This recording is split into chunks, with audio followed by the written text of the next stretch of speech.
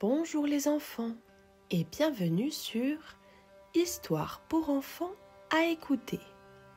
Aujourd'hui, je vais vous raconter l'histoire du loup justicier de la nuit. Installe-toi bien confortablement, l'histoire va commencer.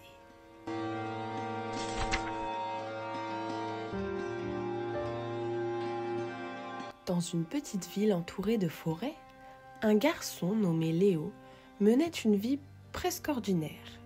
Il allait à l'école, jouait avec ses amis et faisait ses devoirs. Mais Léo avait un secret incroyable. Chaque nuit, il se transformait en un loup aux yeux scintillants et à la fourrure argentée. Cette transformation était un mystère, même pour lui. Tout ce qu'il savait, c'était que lorsqu'il devenait loup mystère, il ressentait un appel puissant, celui d'aider ceux qui en avaient besoin.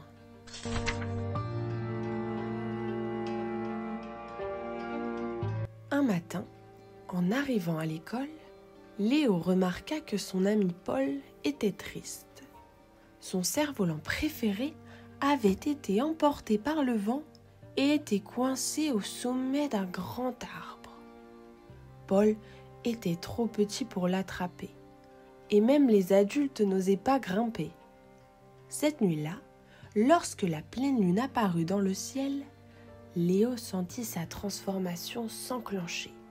Ses mains devinrent des pattes, son dos se couvrit de fourrure, et il bondit dans la nuit.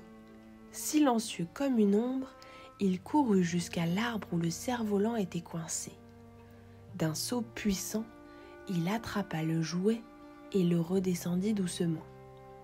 Le lendemain, Paul retrouva son cerf-volant posé juste devant sa maison.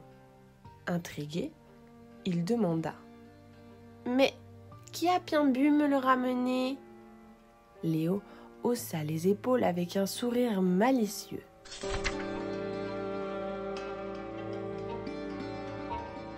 Chaque nuit, une nouvelle mission attendait loup mystère.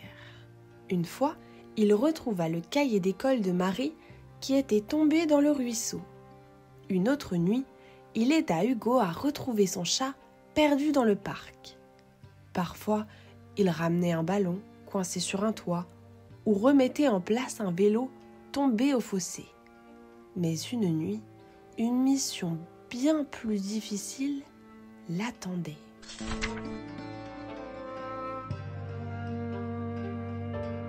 Alors qu'il se préparait à explorer la ville sous sa forme de loup, il entendit un bruit inhabituel.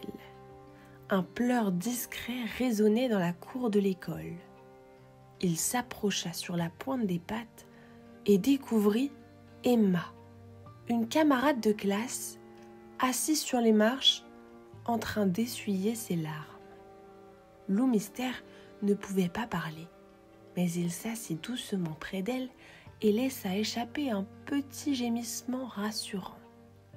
Emma sursauta, puis sourit timidement. « Salut toi, tu es un chien errant ?»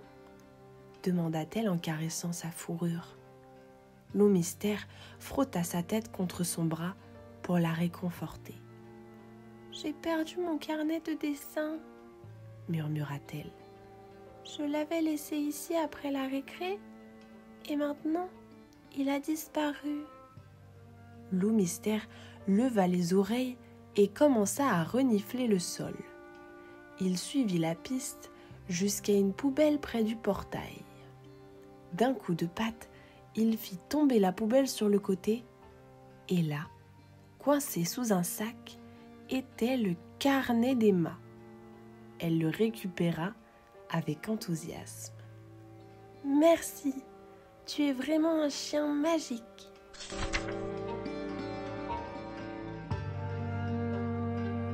Les rumeurs sur le loup justicier commencèrent à se répandre dans l'école. Certains enfants se mirent à veiller tard espérant apercevoir la créature mystérieuse. D'autres pensaient qu'il s'agissait d'une légende. Un soir, alors que loup mystère explorait la cour de l'école, il aperçut une silhouette cachée derrière une poubelle. Il s'arrêta net. Quelqu'un l'observait. C'était Thomas, un garçon très curieux de la classe. Il avait rassemblé des indices sur les apparitions du loup héros et avait décidé de le surprendre cette nuit-là. Loup Mystère savait qu'il devait partir rapidement, mais Thomas était rapide. Il s'élança et manqua de peu de l'attraper par la queue. D'un bond agile, Loup Mystère disparut dans l'ombre.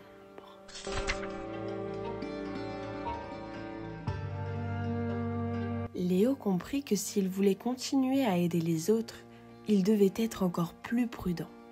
Mais une chose était certaine. Peu importe les obstacles, Loup Mystère continuerait à veiller sur ses amis. La nuit suivante, il se transforma de nouveau, fier de son rôle secret. Il leva la tête vers la lune et poussa un hurlement discret, comme une promesse silencieuse. Dans la ville endormie, un loup argenté bondissait dans l'ombre, prêt pour une nouvelle mission. Et ainsi, la légende du loup justicier continua de grandir.